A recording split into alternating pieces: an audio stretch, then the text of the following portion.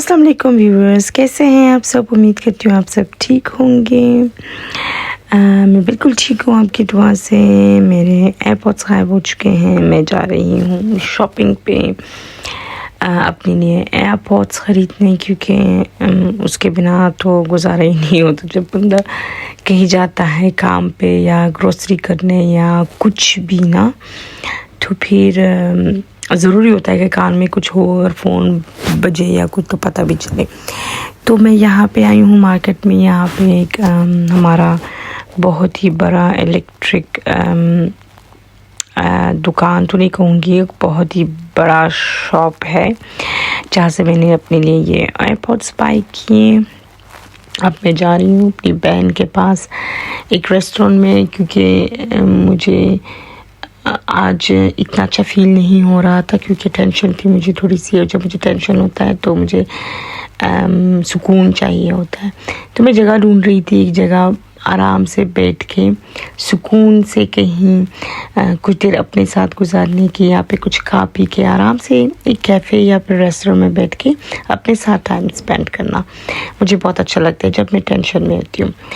तो मैंने अकेला आज नहीं बैठने को मन कर रहा था, तो मैंने सोचा मैं अपने लिए कोई बंदा ढूंढती हूँ। मैंने बहन को फ़ोन किया, उसके पास टाइम नहीं था। फिर मैंने अपनी जीजा को फ़ोन किया, उन्होंने हाँ कहा, वो आने वाले थे, लेकिन उनको आते आते 2 घंटे लग जाते और 2 घंटे में मुझे वापस काम पे जाना था, तो इसलिए वो पॉसिबल नहीं हो सका। तो मैंने फिर अपनी बहन को फ़ोन किया, दूसरे बहन को। तो फिर उसने कहा कि हाँ मैं यही हूँ, दोस्त के साथ वो खाना खाने आई थी। तो फिर उसने मुझे कहा कि हमने खाना वाना तो खा लिया है, लेकिन तुम आओगी तो हम तुम्हारा वेट करेंगे कुछ देर बैठ के, फिर हम खाना वाना खा के फिर चले जाएंगे। अच्छा, ये हमारा मिनी पाकिस्तान या मिनी इंडिया है। यहाँ पे बहुत ही सारी दुकानें हैं, इंडियन, पाकिस्तानी, अफ़गानी, अरबिक, तुर्की, हर जगह की हैं। ये हमारा मिनी पाकिस्तान या इंडिया है, या तुर्की कहूँगी या फिर अफ़गानिस्तान कहूँगी, क्योंकि यहाँ पे जितने भी पाकिस्तानी, अफ़गानी, तुर्की, अरबिक लोग यहीं से सारी ग्रोसरी की शॉपिंग करते हैं। बाकी लोग भी करते हैं, लेकिन मोस्टली हम जैसे लोग ही करते हैं, जैसे अफ़गान, पाकिस्तानी और इंडियन ये वगैरह। तो ये जगह दिख भी रही है कि छोटा पाकिस्तान है या छोटा इंडिया है दूर से ही। अच्छा, मैं यहीं पे बहुत सारे अच्छे अच्छे रेस्टोरेंट्स भी हैं, पाकिस्तानी, इंडियन, अरबिक, तुर्की, हर तरह के मज़े मज़े के खाने मिलते हैं। तो मैं भी रेस्टोरेंट की तरफ ही जा रही हूँ। वैसे ये रेस्टोरेंट तो अच्छा है, लेकिन मुझे नहीं अच्छा लगता, क्योंकि सर्विस इनकी इतनी अच्छी नहीं है, वर्कर्स इनके अच्छी नहीं, वेटर्स ये बहुत ही गंदे तरीके से पेश आते हैं, फ्रेंडली नहीं हैं। तो ये लोग वहाँ पे गए हुए थे, तो मुझे मजबूरन वहाँ पे जाना पड़ा। यहाँ पे हर तरह की चीज़ें खाने को भी मिलती हैं। बंदा यहाँ पे नाश्ता भी कर सकता है, ब्रंच भी कर सकता है, और चाय कॉफ़ी वगैरह केक के साथ वो भी ले सकता है बंदा। अच्छा, तो मैं यहाँ पहुँच गई हूँ। अब मैं ढूंढती हूँ अपनी बहन को कि वो कहाँ बैठी हैं और उन्होंने क्या ऑर्डर किया है।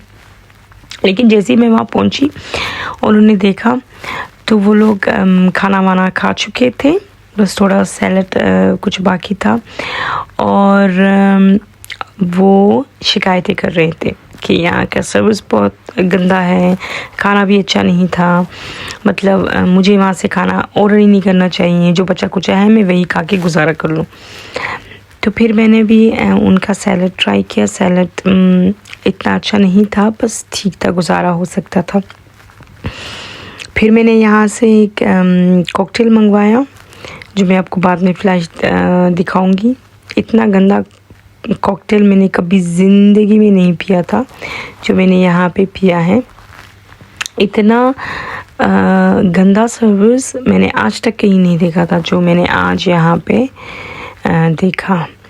ये उनका कार्ड है। यहाँ पे तो बड़ी मज़े के खाने हैं, लेकिन जैसे ही खाना आ जाता है बस ऐसे ही वो सर्व कर लेते हैं।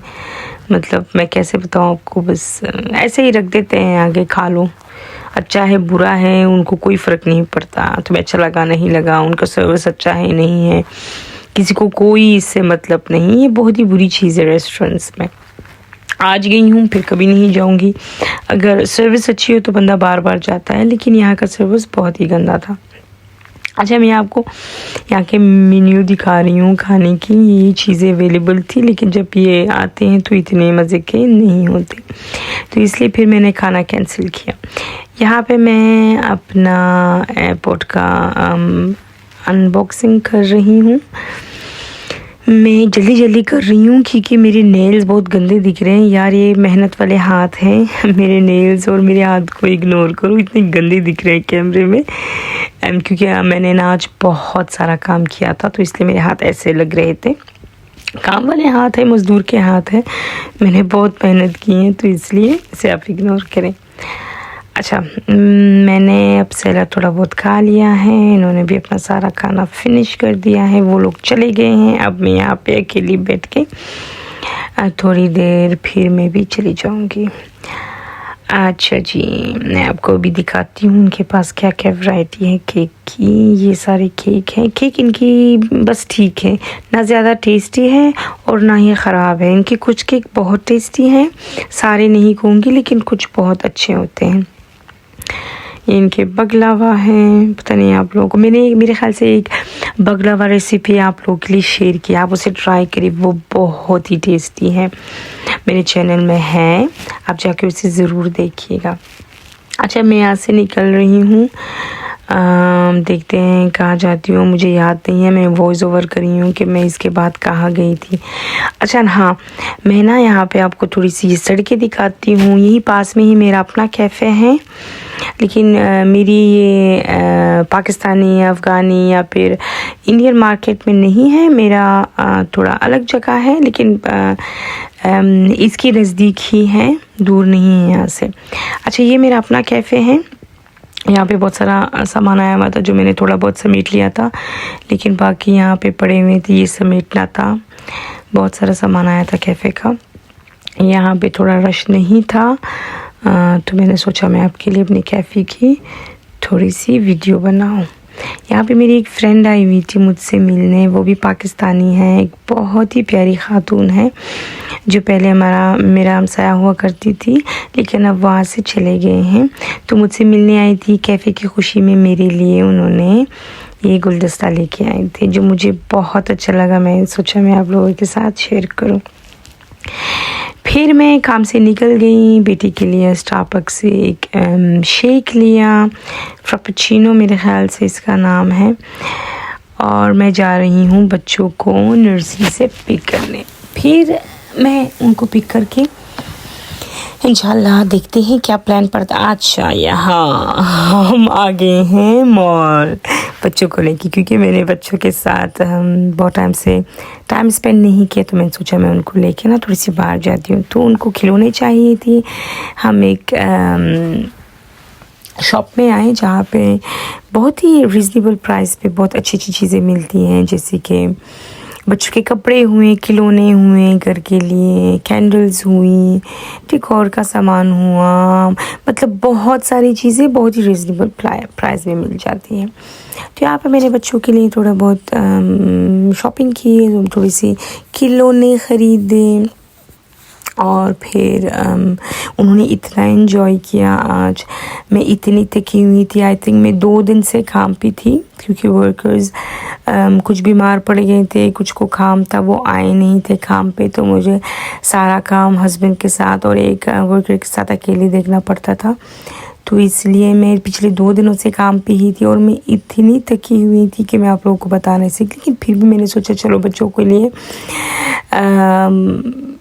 बीमारी के बाद भी या फिर परेशानी के बाद भी या कुछ भी हो जाए ना, एक माँ जो होती है वो टाइम निकाल ही लेती है, और मैं एक माँ हूँ तो मुझे इनके लिए टाइम निकालना ही है, चाहे कुछ भी हो जाए। तो तबीयत ठीक नहीं थी, हालत बहुत ख़राब थी, क्योंकि 2 दिन काम कर चुकी थी, मैं बहुत थकी हुई थी। लेकिन फिर भी मैं आई।